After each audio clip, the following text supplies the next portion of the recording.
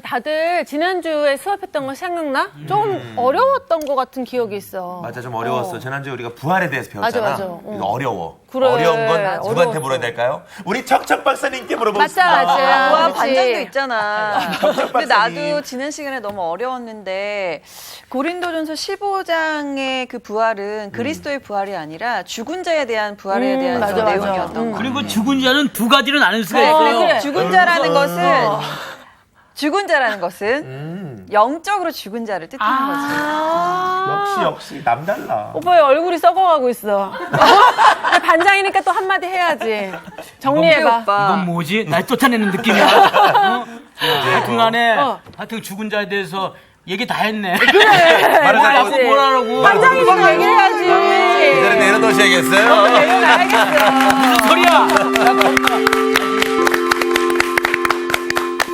안녕하셨어요. 안녕하세요. 예, 아주 얼굴이 부활한 얼굴이에요.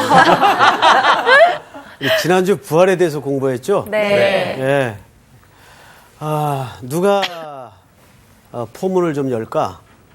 우리 광호 학생이 가장 복습이 잘 된 것 같아요. 늘 이렇게 오해를 하시더라고요.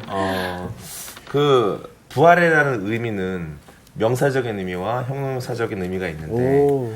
사람들이 명사적으로 생각하는 건 이게 말 그대로 물리적으로 정말 죽음에 대해서 얘기를 한 것이고 형용사적으로 생각하는 의미 안에서는 우리가 말하자면 상태에 대한 문제를 다루는 것이다라고 말씀하신 것 같고요. 그래서 우리가 단지 죽은 것을, 그러니까 살았다 죽은 것만 죽은 것이 아니라 영적으로 죽어있는, 살아있지만 죽어있는 것 같은 상태가 죽음이다. 거기서 부활되어져야 하고 또 그 부활되는 걸 가지고 남다르게 그리스도인으로 세상에 빛이 되는 사람이 되라. 뭐 이렇게 결론 지셨던 것 같습니다. 웬일이야. 웬일이야.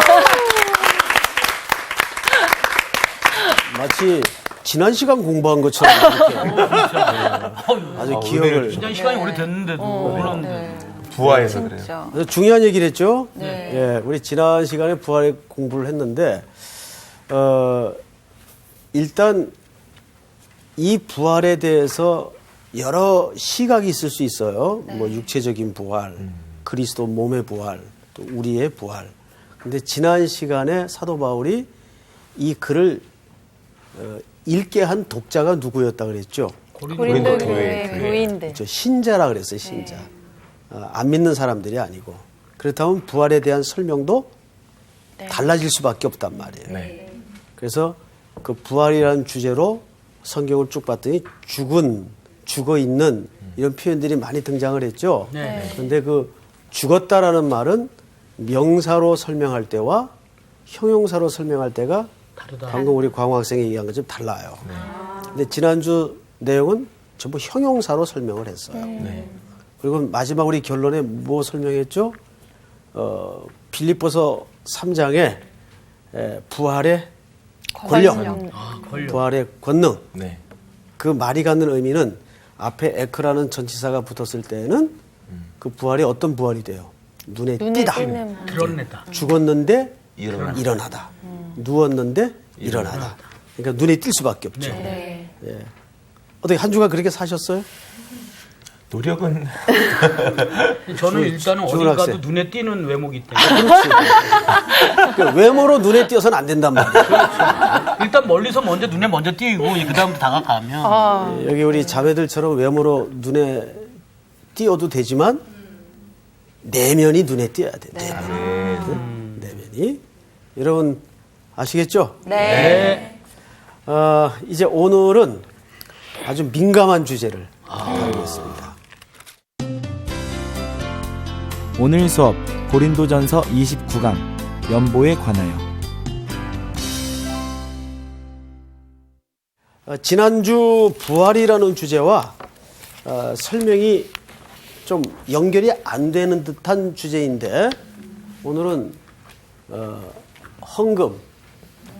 헌금. 민감하다. 성경에는 연보라 그랬어요. 연보. 네, 연복. 저 연자는 무슨 연자인가 하면 한자 말에는 의미가 여러 개가 있겠죠. 뭐 이을 연자도 있고. 근데 저 연자는 버릴 연자예요. 버릴 연자. 발음을 조심하셔야 돼요. 그 생각까지 못했는데. 연자. 그리고 보자는 나눌 보자. 그러니까 들여서 나눈다 그 말이겠죠. 자, 그런데 왜 이 연보에 대한 주제가 부활이라는 주제와 맞물려서 설명이 되었을까? 이 부활장과 헌금은 전혀 관계없는 얘기가 아니에요. 결국 헌금은 단순히 물질의 이야기를 뛰어넘어서 삶의 문제가 저기에 담겨질 수밖에 없겠죠. 자, 그런 차원에서 오늘 헌금 이야기를 좀 접근해 가보도록 하겠습니다. 자, 우리 고린도전서 16장을 엽시다. 두 절씩. 저기 우리 김상원 학생부터. 성도를 위하는 연보에 관하여는 내가 갈라디아 교회들에게 명한 것 같이 너희도 그렇게 하라. 매주 첫날에 너희 각 사람이 수입에 따라 모아두어서 내가 갈 때에 연보를 하지 않게 하라. 내가 이를 때 너희가 인정한 사람에게 편지를 주어 너희의 은혜를 예루살렘으로 가지고 가게 하리니 만일 나도 가는 것이 합당하면 그들이 나와 함께 가리라. 내가 마게도냐를 지날 터이니 마게도냐를 지난 후에 너희에게 가서 혹 너희와 함께 머물며 겨울을 지낼 듯도 하니 이는 너희가 나를 내가 갈 곳으로 보내어 주게 하려 함이라. 이제는 지나는 길에 너희 보기를 원하지 아니하노니 이는 만일 주께서 허락하시면 얼마 동안 너희와 함께 머물기를 바람이라. 내가 오순절까지 에베소에 머물려 함은 내가 광대하고 유효한 문이 열렸으나 대적하는 자가 많음이라. 더 읽을까요? 그럼요. 디모데가 이르거든 너희는 조심하여 그로 두려움 없이 너희 가운데 있게 하라. 이는 그도 나와 같이 주의 일을 힘쓰는 자임이라. 그러므로 누구든지 그를 멸시하지 말고 평안히 보내어 내게로 오게 하라. 나는 그가 형제들과 함께 오기를 기다리노라. 같이 읽읍시다. 12절은 시작. 형제 아볼로에 대하여는 그에게 형제들과 함께 너희에게 가라고 내가 많이 권하였으되 지금은 갈 뜻이 전혀 없으나 기회가 있으면 가리라. 예, 여기까지가 이제 연보에 대해서 설명을 쭉 한 겁니다. 그리고 이제 13절서부터는 우리가 다음 시간 또 그 다음 시간에 공부를 하겠지만 마지막 권명과 인사죠. 근데 이 권명과 인사 부분도 성경에서 굉장히 중요한 메시지를 담고 있기 때문에 우리가 그냥 대충 공부할 내용이 아닙니다. 그래서 이 권명과 인사 부분도 한 2시간에 걸쳐 공부를 하게 될 겁니다. 야, 여기 뭐 2시간씩이나 공부할 내용이 있을까? 이제 여러분들이 내용을 들어가 보면 이게 간단한 인사가 아니구나. 이렇게 이제 알게 될 겁니다. 그러나 오늘은 어쨌든 연보에 대해서 공부를 좀 하겠습니다. 목회를 하다 보면요. 자, 저리 와요. 목회를 하다 보면 의외로 많은 크리스찬들이 이 헌금 생활에 시험되는 사람들이 꽤 있더라고요. 자, 그런 경험이 솔직히 있는 사람 한번 손 들어보세요. 우리 광호 학생 같은 경우 언제 그런 일이 있었어요? 일단은 제가 좀 지금 선교단을 하고 있는데 문화선교 춤추는 팀을 하고 있는데 이 사람들이 많아요. 이 사람들을 잘 또 섬기는 게 필요한데 들어오는 재정은 한계가 있고 또 가정을 또 제가 꾸리고 있으니까 가정도 섬겨야 되고 선교단도 꾸려야 되고 할 일은 많은데 재정이 없을 때 그 하나님 앞에 이렇게 사정을 하게 되더라고요. 하나님 이번에는 조금 헌금 좀 덜 드리고 아이들 더 주면 안 될까요? 이런 마음들이 드니까 하나님 기뻐하시는 마음이 아닌 거 알면서도 또 그런 투정도 생기고 그것 때문에 시험 들었던 적이 있습니다. 그러니까 책임져야 될 식구는 많은데 수입은 적고 헌금은 많이 드리고 싶고 정말 괴롭겠어요. 아니고 굉장히 현실적인 이게 사실 작은 단체든 큰 단체든 책임을 맡고 있는 사람은 그거 보통 죽음 같은 고통이 아니에요. 그래서 왜 그 중소기업 사장들 월급날 돌아올 때 직원들 월급 못 주면은 자살하고 있잖아요. 너무 마음이 아파요. 그런 보도를 읽다 보면. 충분히 이해가 가요. 그래서 이제 좀 헌금 때문에 속상했던 적이 있다. 우리 상훈 학생 같은 경우는 저도 같이 사역을 하고 있으니까 비슷한 건데 이제 저는 사실 굶을 수 있거든요. 저는 한 2주 동안 굶어 봤으니까 정말요? 굶을 수는 있는데 2주 동안 굶으신 건데 정말이에요? 15kg 빠진 게 이겁니다. 근데 제 아이나 저희 아내가 굶는 거는 가족이 굶는 건 못 참겠더라고요. 그래서 진짜 말 그대로 뭐 그러니까 주의 일을 해야 되는데 이제 닥치는 대로 일을 하게 되는 어떤. 근데 이제 교회에서는 담임 목사님이 굶어서라도 그 가운데 헌금을 할 때 하나님께서 근데 해필이면 그 교회에서 복을 주십니다. 그 저 건축을 하는데 건축 헌금을 작정을 하라고 그래가지고 또 굉장히 또 많은 구자를 또 무리하게 하죠. 무리하게 요구를 왜냐하면 그게 믿을 만큼 된다라고 설명을 그렇게 하셨으니까 옛날에 다녔던 교회 목사님. 제가 아주 그 고등학교 어릴 때죠. 어머님이 교회 갔다 오셨어요. 길게 한숨을 내세요. 워낙 또 한숨을 잘 쉬어요. 근데 그날따라 한숨이 깊더라고요. 그래서 이제 장남이니까 여쭤봤죠. 엄마 왜 그래? 얘기를 안 해요. 그래서 자꾸 제가 왜 그래요? 이제 어머님은 이제 29에 이제 홀로 되셨고 이제 자식 넷을 키우는 입장인데. 근데 이제 교회가 건축을 하는데 재직의 시간에 이제 할당을 한 거예요, 전부 다. 할당을. 근데 그것도 다른 게 헌금을 할당을 하는데 집사가 돼가지고 나 이거 못해요. 그렇죠. 못한단 말이에요. 이렇게 안 되잖아요. 그래서 떠맡고 온 거예요. 아주 상당 퍼센트지의 계좌를. 그리고 이제 이거를 이제 감당을 해야 될 생각을 하니까 제가 하루하루 살기도 깜깜한데 걱정이 됐겠죠. 그래서 아주 근심을 길게 하시던 풍경이 저도 기억이 나요. 뭐 그 외에도 소소하게 그런 예들이 신앙생활을 하다 보면 많죠. 네? 네.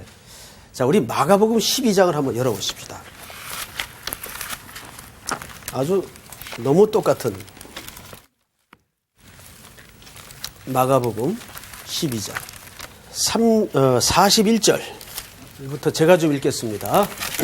41절 예수께서 헌금함을 대하여 앉으사 무리가 어떻게 헌금함에 돈 넣는가를 보실세 여러 부자는 많이 넣는데 한 가난한 과부는 와서 2렙돈 곧 한 고드란트를 넣는지라. 예수께서 제자들을 불러다가 이르시되 내가 진실로 너희에게 이르노니 이 가난한 과부는 헌금함에 넣는 모든 사람보다 많이 넣었도다. 44절 다 같이 시작. 그들은 다 그 풍족한 중에서 넣었거니와 이 과부는 그 가난한 중에서 자기의 모든 소유 곧 생활비 전부를 넣었느니라 하시니라. 자, 이게 이제 아까 우리가 얘기 나눈 주제 중에 교회가 무슨 교육관을 진다. 또 소위 건축을 한다. 할 때 담임 목사님들이 전형적으로 휘두르는 가보의 검처럼 쓰여지는 성경 구절입니다. 뭐 얼마나 좋아요. 이 본문만큼 더 좋은 본문이 없죠. 봐라. 이 가난한 과부도 자기 생활비 전부를 넣었다. 부자들 너희 뭐하냐. 좀 더 내라. 라고 써먹기에 이보다 더 좋은 본문이 성경에 없어요. 네? 그러네요. 네. 근데 딱하게도 이 본문만큼 가장 악용되고 오용되는 본문 또한 없어요. 그래서 우리가 성경을 읽을 때 왜 이런 실수를 하게 되냐면 항상 설교를 하는 자나 성경을 읽는 독자가 성경을 읽을 때나 말할 때 어떤 의도성을 가지고 얘기하거나 읽으면 큰 실수를 하게 됩니다. 그래서 자기 목적을 말하기 위해서 성경을 인용하는 게 아니에요. 성경은 성경 자체가 뭘 말하는가가 중요하지 자기가 어떤 의도와 목적을 가지고 어느 본문이 좋을까? 이거다. 이거는 성경 해석에 큰 오류를 범할 가능성이 100%입니다. 그 대표적인 구절이 바로 이 마가복음 12장이에요. 자, 과연 이 본문이 그런데 초점과 관심을 가지고 쓰여졌을까? 자, 여기 제일 많이 나오는 단어가 뭡니까? 가난한이라는 단어예요. 그렇죠? 네. 자, 저를 보세요. 이 가난한이라는 단어는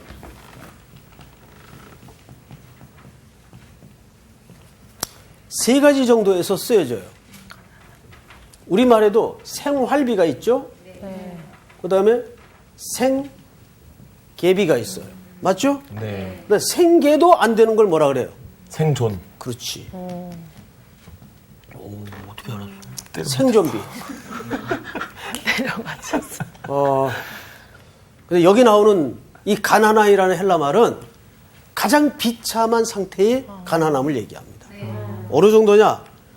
여기 두렙돈이죠? 네. 두렙돈이면 가난한 자가, 아주 가난한 자가 저녁 한 끼 먹고 땡치는 분량이에요. 무슨 말인지 알겠어요? 네. 이게 생활비 전부예요. 이 여자는 거지예요. 네. 그러니까 이 여자는 오늘 이 헌금 내고 나면 저녁은 어떻게 해야 될까? 굶어요. 굶는 거예요. 굶어서 헌금하는 거예요. 자, 그런데 이제 보통 어떻게 이제 설교를 하냐면 이 과부 봐라. 굶어서도 헌금을 하지 않냐. 생활비 전부를 넣었다. 그래서 예수님이 칭찬을 한 거다. 여기 칭찬했다는 대목은 없어요. 네. 그냥 팩트를 예수님이 말씀하신 거예요. 칭찬했다는 말은 나중에 해석자들이 갖다 붙인 거지. 칭찬했다는 말은 없어요. 자, 그럼 뭘까 이게? 아무려면 예수님이 이거 내고 나면 오늘 저녁부터 굶어야 될 이 여인의 그 헌금 행위를 칭찬하기 위해서 이 이야기를 하셨을까? 저는 그렇게 생각하지 않아요. 그러니까 과연 송택은 목사의 개인 생각일까? 그리고 부자들 더 헌금 내도록 강요하기 위해서 이 과부라는 여인을 소스로, 재료로 사용하신 걸까? 그렇게도 생각이 되질 않아요. 그럼 과연 도대체 이 본문이 갖는 메인 초점이 뭘까? 예? 그래서 우리가 성경에 제일 중요한 게 문맥에서 봐야 된다. 38절을 보세요. 38절. 저기 우리 상훈 씨가 한번 읽어보세요. 쭉. 예수께서 가르치실 때 이르시되 긴 옷을 입고 다니시는 것과 시장에서 문안 받는 것과 회당의 높은 자리와 잔치의 윗자리를 원하는 서기관들을 상가라. 그들은 과부의 가산을 삼키며 외식으로 길게 기도하는 자니 그 받는 판결이 더욱 중하리라 하시니라. 그리고 오늘 얘기가 나온단 말이에요. 네. 자, 여기 지금 보면은 예수님이 종교 지도자들을 질책하다가, 근데 그들이 질책받은 내용이 뭐냐면 과부의 가산을 삼키는 자들이에요. 네. 과부들은 구약의 전통대로라면 과부와 고아와 나그네는 사회적 약자예요. 그래서 이들을 돌봐야 될 가장 중요한 사람들이 종교 지도자들이에요. 사회적인 로이어들, 법률가들이 이들의 남편이 그나마 조금 남기고 간 재산을 잘 보호해줘서 저 평생 먹고 사는 데는 걱정 없이 돌봐줘야 될 사람들인데, 오히려 이 사람들이 과부에 뭘 삼켜요? 가산을 삼킨다고요. 어떤 식으로 삼켰을까? 바로 헌금이라는 행위를 통해서 삼킨단 말이에요. 헌금을 무리하게 강조를 하는 거예요. 그런 식으로 헌금을 아까워하니까 자식들이 자꾸 교통사고 나고 아이고, 벌 받는 거야. 아이고. 처음에는 동의 안 하다가 이런 소리 한 10번만 들어보세요. 정말 그게 아닐까? 아, 정말 그게 아닐까? 그런 생각 들까요? 안 들까요? 들죠. 바로 그냥 헌금하겠습니다. 그렇게 되는 거죠. 이거를 사실은 종교 폭력이라 그러는 거예요. 이거를. 이런 일들이 우리 한국 교회에서도 끊임없이 벌어져 왔어요, 사실은. 예? 그래서 집 팔고 논 팔아서 헌금하는 한국 교회는 우리나라 교회밖에 없어요. 그 헌금액이 물론 숭고하게 정말 순수하게 있어서 헌금하는 사람들도 있어요. 그런 헌금 행위까지를 매도하는 게 아니에요. 그러나 일부 잘못된 헌금의 무리한 강요가 이런 종교적인 폭력을 낳게 된다고요. 이건 아주 교묘한 폭력이죠. 칼 빼들고 주먹질은 아니지만은 이게 폭력이죠. 사실은. 그래서 내지 않으면 안 되게끔. 자, 그런데 지금 이 장면이 어디에서 벌어지고 있어요? 성전 입구예요. 네. 그러면 이 성전이 무슨 성전인가 하면 헤롯 성전이에요. 왜 헤롯 성전일까요? 헤롯이 짓는 성전이라 그래서 헤롯 성전이에요. 근데 이 헤롯은 예수님이 태어날 때 그 헤롯이 아니고 그 이후에 아들들이에요. 근데 이 헤롯 집안은 혈통적인 컴플렉스가 있어요. 이게 에돔의 후손이에요. 그래서 정통 유대인 취급을 못 받습니다. 그래서 항상 유대인들에게 유대의 왕으로 통치를 하지만은 지지를 못 받아요. 그래서 늘 그게 컴플렉스였어요. 그래서 이 까탈스러운 유대인들에게 어떻게 내가 좀 마음을 살 수 있을까를 항상 골몰하다가 이 사람들이 종교심이 강하지. 그러면 성전을 지어주는 게 가장 확실하겠다. 거기서 모든 보상 심리가 가능해지니까. 그래서 예루살렘 정부에서 예루살렘 그 시내 땅 중에 4분의 1 정도의 넓이를 불알받아요. 그래서 거기다가 막대한 재정을 들여서 성전을 건축합니다. 엄청 큰. 그러면 뭐가 제일 많이 필요하겠어요? 돈. 성전 건축하는데. 이거 돈이 제일 많이 필요하잖아요. 그럼 그 돈을 누가 낼까? 종교 지도자들이 낼까? 아니죠.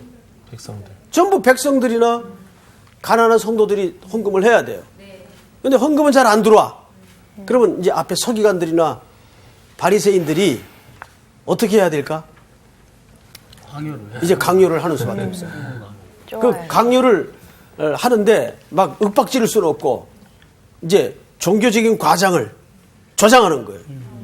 이렇게 해야 자손들이 복 받습니다. 이렇게 해야 병 고칩니다. 이렇게 해야 자손 만대까지 잘 됩니다. 소위 번영신학을 성공신학을 말하는 거예요. 그러면 청중들이 귀가 솔깃해지죠. 또 우리 집안이 잘 안 되는 게 내가 이런 잘 안 해서. 헌금을 잘 안 해서 그런가 보다. 막 바치게 되는 거예요. 이런 신앙의 메커니즘이 만들어지면 그 신앙 자체가 건강해질까요? 아니요. 전혀 건강해지질 않는 거예요. 그걸 소위 샤머니즘 또는 기복신앙이라고 얘기를 하는 겁니다. 그런데 이런 샤머니즘이나 기복신앙의 뿌리는 항상 오래돼 왔어요. 예수님 때도 그런 신앙이 이렇게 있었단 말이에요. 그리고 윽박 지르는 거예요. 아까 그런 식으로 과부인데 자식은 네 딸렸는데 교회에서 헌금 짓는다 건축한다고 헌금 배정하니까 뭐 메꾸자 떠안을 수밖에 없고 그래서 저녁 애들 굶는데 헌금을 내는 거예요. 근데 예수님이 과연 이 행위를 칭찬하기 위해서 이 본문을 썼을까? 그것이야말로 종교적 시각이에요. 기독교는 엄밀한 의미에서 종교가 아니에요. 예수에 대한 이야기지. 예수가 복음만이에요. 그래서 지금 성경을 잘 보세요. 마가복음 13장을 보세요. 예수께서 성전에서 나가실 때에 제자 중 하나가 이르되 선생님이여 보소서 이 돌들이 어떠하며 이 건물들이 어떠하니까 예수께서 이르시되 내가 이 큰 건물들을 보느냐. 성전입니까? 건물입니까? 건물로 설명하죠? 네. 저거 진짜 성전 아니다 그 말이에요. 네가 이 큰 건물들을 보느냐? 돌 하나도 돌 위에 남지 않고 다 무너뜨려 지리라 하시니라. AD 70년 이 성전은 무너집니다. 네. 로마의 침입에 의해서. 그냥 무너지는 거예요. 보이는 성전. 그건 진짜 성전이 아니죠. 근데 거기에 종교적 대리만족을 사람들은 갖는 거죠. 예배당이 의리의리하고 크면 신앙이 더 고급스러워지나요? 아니요. 그걸 자꾸 조장한단 말이에요. 예? 하나님께 드리는데 가장 비싼 거, 최고의 것을 드려야 된다.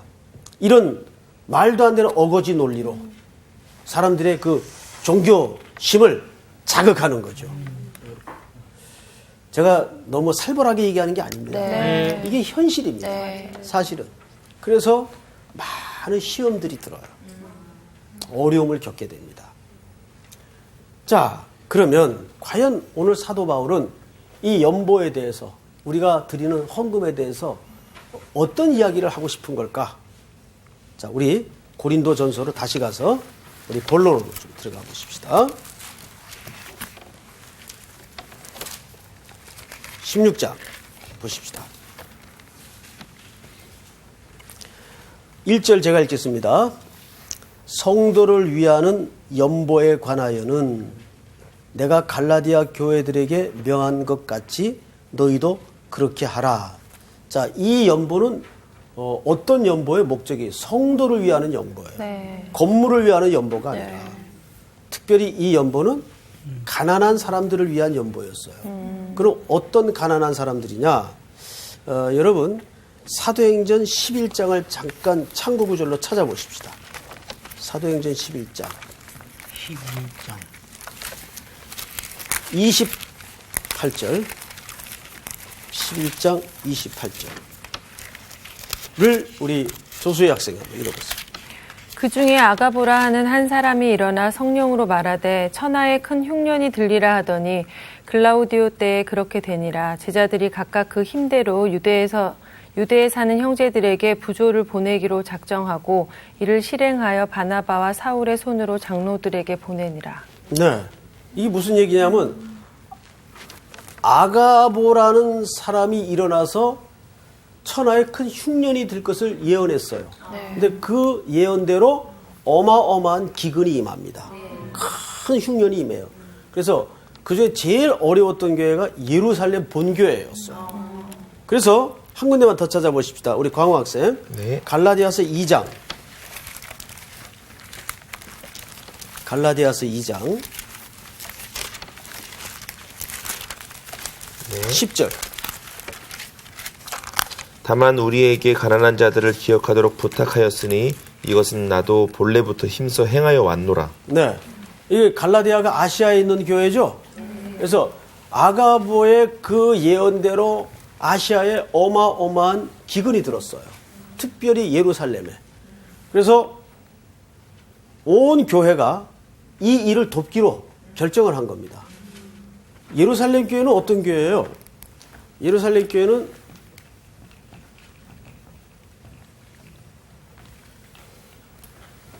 기독교의 사실상 출발지 아닙니까?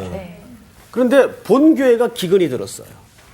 그래서 지금 이 기근 든 교회를 위해서 주변에 이 교회 때문에 복음받고 설립된 개척교회들이 십시일반으로 재정을 모아서 돕기로 한 겁니다. 근데 놀라운 건 이 예루살렘 교회가 이 도움을 받아요. 이제 어떤 경우에는 저런 구조가 생기면은 자존심 상해서라도 안 받아요. 됐다 그러죠.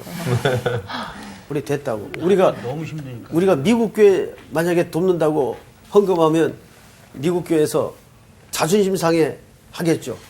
복음이 그 땅에서부터 흘러 들어왔는데 마치 그런 꼴이 된 겁니다, 지금. 그런데 받아요. 그 이유가 뭘까요? 물론 실제 기근이 임했기 때문에 받기도 했겠지만 그 이유가 뭘까요? 이건 아주 중요한 영적인 원리가 담겨져 있습니다. 여러분, 우리가 도움을 주는 것도 잘해야 되지만 더 잘해야 되는 건 도움을 받는 것도 잘해야 됩니다.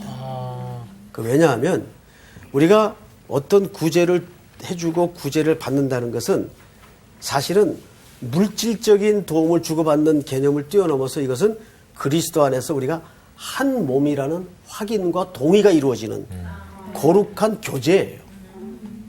무슨 소리인지 알겠어요? 네. 이거는 굉장히 영적인 중요한 교제가 됩니다. 그러니까 우리는 이렇게 도움을 주는 걸 내가 돕는다는 표현을 하죠. 그거 아니에요. 교제하는 거예요. 돕는다라는 표현은 누구만 쓸 수 있는 표현인가 하면 하나님만 쓸 수 있어요. 인간은 돕는 게 아니라 뭐예요? 나누는 거예요. 그래서 아까 연보라는 저기 괜히 뭐라 했어요? 버리고 나눌 보라 그랬어요. 버릴년에 자기 발음이 이상한데 버릴 연에 나눌 보예요. 나눈단 말이에요. 네. 이거 돕는 게 아니에요. 왜 그렇게 혼자만 웃어요? 나쁜 그런 거에 아주 사람이에요. 그냥. 아, 굉장히 집스까지. 자, 그러니까 예루살렘 교회를 돕기로 작정하고 개척된 교회들이 본 교회를 도와요. 근데 예루살렘 교회가 기꺼이 그 도움을 받습니다. 이것은 도움을 주고받는 개념을 뛰어넘어서 무슨 개념이라고요? 성도 안에서 그리스도 안에서 한 몸이요 한 지체됨을 확인하고 교제하는 거예요. 교제하는 거. 내가 도와주는 거 아니에요. 네. 나누는 거예요. 나누는 거. 아시겠죠? 예. 자, 우리가 그러면 이제 헌금하는 방식에 대해서 어떻게 설명을 했는가 보십시다.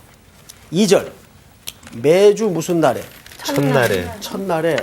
자, 여러분 절 보세요.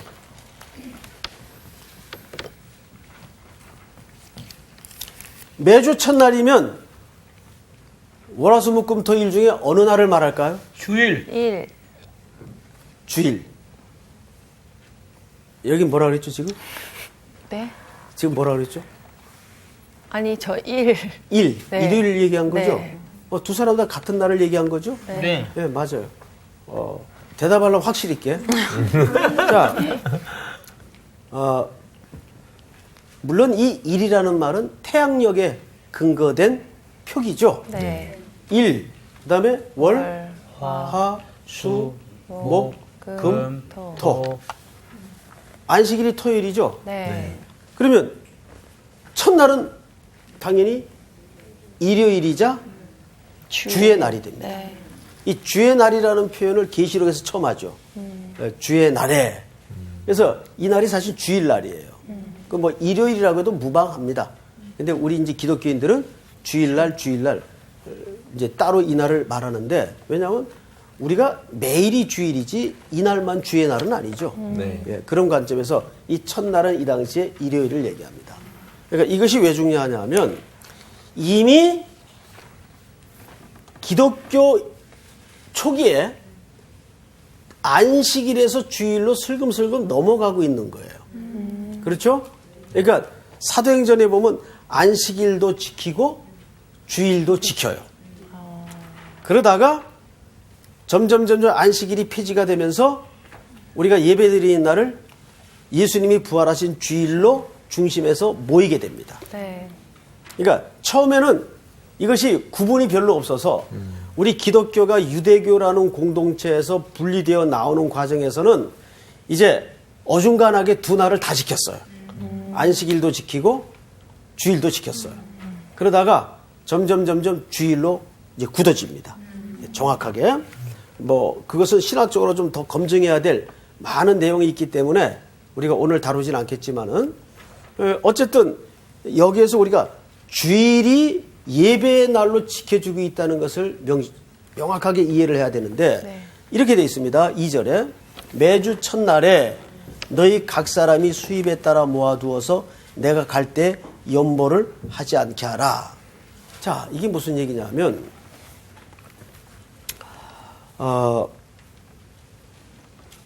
주일에 예배 모이는 날에 헌금을 하도록 돼 있어요. 그죠? 그러면 여기에서 우리는 예배 신학에 대한 중요한 질서를 하나 건져야 됩니다. 여러분, 헌금도 곧 무슨 행위라는 뜻이 됩니까? 예배. 그렇죠. 예배 시간에 헌금을 드리지만 그것은 곧 무엇을 얘기하냐면 이 헌금을 드리는 순서와 행위도 예배라는 얘기가 돼요.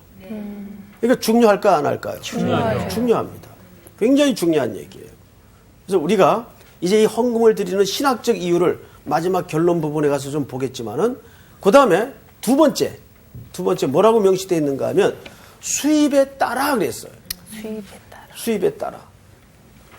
그러면 아까 우리 광호 학생이 좀 마음 아팠던 이제 기억들을 잠깐 얘기했는데 수입에 따라 하려면 적게 들어오면 적게 할 수밖에 없겠죠. 네. 네. 많이 드리고자 하는 것은 귀한 마음이지만 무리하게 빚을 얻어가면서까지 드릴 필요는 없다 그 말이에요. 수입에 따라 대출 받아서 그거 아니에요. 근데 우리는 대출 받아서라도 헌금을 드리는 게 좋은 신앙으로 자꾸 얘기되어 오고 설명되어 왔답니다. 네. 그건 아니에요. 직원들 먹고 살 게 먼저지. 그래요, 안 그래요? 맞습니다. 그게 맞습니다. 저는 이렇게 설교하는 분들도 들어봤어요. 유학생들에게 11조 할 거 없으면 굶어서라도 해라. 글쎄 그건 조금 아닌 것 같아요. 청년 때 그 훈련 안 받으면 언제 받냐. 헌금은 훈련 아닙니다. 그건 신앙과 고백이지 훈련 아니에요. 그건 순수하게 신앙과 고백으로 드려야 되는 거지. 이제 우리가 이 11조의 의미에 대해서도 조금 공부를 할 시간이 이제 오래전 한번 있었어요. 근데 나중에 한 번 더 설명을 드리겠지만 이렇게 무리한 이야기들이 너무 그동안 많이 상식처럼 들려져 왔습니다. 그런데 너무 그 가운데는 몰상식한 얘기들이 많아요. 자, 그 다음에 또 어떻게 2절을 끝에 보면 매주 첫날에 그러니까 이건 예배라는 얘기예요. 네. 그러니까 헌금도 뭐라는 얘기죠? 예배. 예배라는 얘기예요. 두 번째, 수입에 따라 모아두어서 내가 갈 때에 연보하지 않게 하라. 이 말은 무슨 말인가 하면 내가 갈 때 그때서야 막 자 사도 바울 선생님 오셨습니다. 특별한 헌금 하겠습니다. 이렇게 하지 말라 그 말이에요. 왜 그럴까요? 이건 분명히 계획성 있게 헌금하라는 얘기거든요.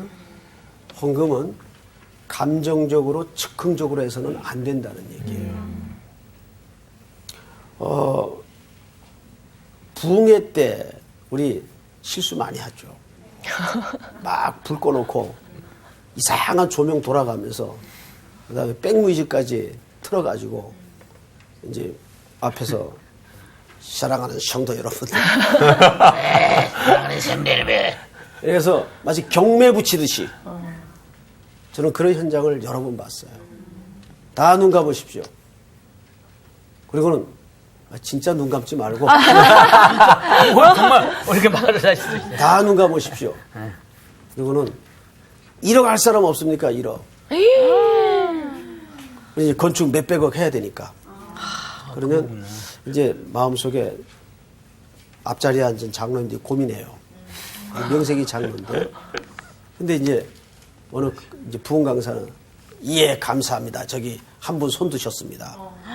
눈은 못 떠. 누군지 몰라. 그러네. 앞에 장로님들이 고민하겠어요, 안 하겠어요? 아, 어느 인간이 또 손 들었어. 눈뜨고 볼 수도 없고. 장로 체면에 손 안 들 수도 없고 손 들어요. 나중에 어쨌든 됐든 간에 작정도 안 된 마음에도 없는 손을 들 수가 있어요. 충분히 가능해요. 제가 뭐 1억이라는 단위를 얘기했지만 1억이 무슨 강아지 이름도 아니고 예? 이렇게 해서 조장을 시켜요. 그런 아주 잘못된 집회들이 너무나 많아요. 지금도 그런지 모르겠어요. 소위 기도원에서 무슨 특별 집회라는 명목으로 이렇게 해서 헌금마저도 자꾸 무슨 경쟁 부추기듯이 이렇게 하는 거예요. 있어요. 그거는 정당한 헌금도 아니고 절대 옳은 헌금도 아닙니다. 그래서 헌금은 계획성 있게 자기 실력에 맞게 그러나 믿음으로. 자, 그러면 우리가 이 헌금에 대해서 세 가지 초점으로 말씀을 좀 드리겠습니다. 십자가의 경제학이라는 표현을 쓴 사람이 있는데 고린도후서 8장을 다 찾아줍시다. 고린도후서 8장. 8장. 전서가 아니에요. 8장 9절을 우리 저기 광호 학생이 한번 읽어보세요. 우리 주 예수 그리스도의 은혜를 너희가 알거니와 부요하신 이로써 너희를 위하여 가난하게 되심은 그의 가난함으로 말미암아 너희를 부요하게 하려 하심이라. 자, 잘 보십시오. 예수 그리스도께서 너희를 위하여 어떻게 됐다고요? 가난하게. 가난하게 되심. 됐다. 여기 봐요. 가난하게 됐다고 자기를 버렸다는 얘기예요. 버림으로써 누가 부유하게 됐어요? 우리가 이게 헌금이에요. 주님이 연보가 되신 거예요. 무슨 말인지 알겠죠? 네. 이게 십자가 경제학의 제일 중요한 기초입니다. 그러니까 내가 헌금을 드림으로써 가난한 자들이 부하게 돼요. 도움을 받고 배부름을 얻게 돼요. 이게 끊임없는 십자가의 경제학이에요. 이게 헌금의 중요한 질서입니다. 그러니까 헌금의 행위는 십자가의 정신을 실현하는 삶이에요. 그러니까 헌금은 중요합니까? 안 합니까? 중요합니다. 그 다음에 두 번째. 헌금은, 자, 저를 보세요. 성경이 없어요. 헌금은, 우리가 헌금을 드린다는 것은 그런 십자가의 정신 아래 내가 사는 것은 이 힘으로 사는 것이 아닙니다라는 고백이 거기 담겨지는 거예요. 내가 사는 힘이 이 물질이 아닙니다. 그래서 그 물질을 드리는 거예요. 그러면서 동시에 그 속에는 무슨 고백이 함께 녹아질 수밖에 없죠? 내가 사는 것은 주님만이 힘이십니다. 이게 헌금 행위 속에 녹아져 있는 겁니다. 그 다음에 마지막으로 이방 그리스도인들과 예루살렘은 유대인들이죠. 네. 유대인들 사이에 뭐가 허물어지는 겁니까? 담과 벽이 허물어지는 거예요. 아까 헌금 행위는 또 하나의 도움 주고 도움 받는 행위를 뛰어넘어서 뭐라 그랬죠? 교제라 그랬어요. 이 교제라는 측면, 우리가 캄보디아의 구제를 한다. 그것은 도와주는 측면을 뛰어넘어서 뭐예요? 그리스도의 같은 지체의 몸으로서 교제가 이루어진 행복한 사건이에요. 그게 돕는 사건이에요. 그게 구제예요.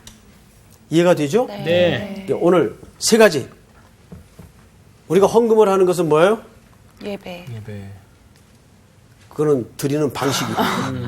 마지막 결론. 헌금을 하는 것은 예수 그리스도께서 우리를 위해서 가난하게 되셨기 때문에. 자기를 버리셨기 때문에. 자기를 드렸기 때문에. 두 번째는요. 오늘 왜 이렇게 넋들이 나갔어요? 네? 아까 들을 때는 싹싹 들어왔는데 갑자기 두 번째는 저도 봐야 되겠다. 헌금을 함으로써 이것은 내가 사는 힘이 아니라는 고백이 그 속에 들여져요. 열심히 하는 게 아니다. 우리가 헌금 아까워할 때는 이거 있으면 뭐가 될 것 같은 마음 때문에 아까워하잖아요. 그래요, 안 그래요? 맞습니다. 네. 이걸 과감하게 11조를 드리고 헌금을 함으로써 내가 사는 힘은 이게 아닙니다. 그럼 누가 힘이에요? 예수 그리스도. 주님이 힘입니다. 그리고 헌금은 하나의 성도와 성도 간의 막힌 담을 헌 교제다. 끝. 오늘 수업 여기까지입니다. 수고하셨습니다. 감사합니다. 이러면 세 가지. 헌금이 진짜 중요한 것 같아. 그치. 나도 욕심이 많이 생기니까 그런 걸 시작하게 됐는데 들어온 수익에 무조건 11조를 뛰는 거야. 모든 수익에. 그러니까 그 수익을 갖고 나중에 넘버할 수 있는 일들이 많아지더라고. 그렇지. 쉽지 않지만 또 그 훈련되는 게 중요한 것 같더라고. 인생에도 11조가 있다. 하나님께 드리자. 그때. 매일매일을 드리셔야죠. 근데 우리가 선생님 우리가 드리는 건 아닌 것 같아요. 이번 주 퀴즈입니다. 예수님이 제자들과 더불어 유월절 음식을 나눈 장소는 어디였나요? 1번 객실, 2번 큰 다락방, 3번 넓은 마당. 정답을 아시는 분은 CBS 성서학당 홈페이지에 정답을 올려주시거나 우편으로 보내주시면 됩니다. 보내실 곳은 서울특별시 양천구 목동 서로 159의 1번지 CBS 성서학당 담당자 앞입니다. 연락처를 꼭 남겨주세요. 선정되신 분들에게는 대한성서공회에서 성경, 송태근 선생님의 내가 어디 있느냐, 하나님이 꿈꾸는 교회, 김기석 선생님의 오래된 세계, 신우인 선생님의 땅과 하늘의 갈림길에서, 구미정 선생님의 두 글자로 신학하기 가운데 하나를 드립니다.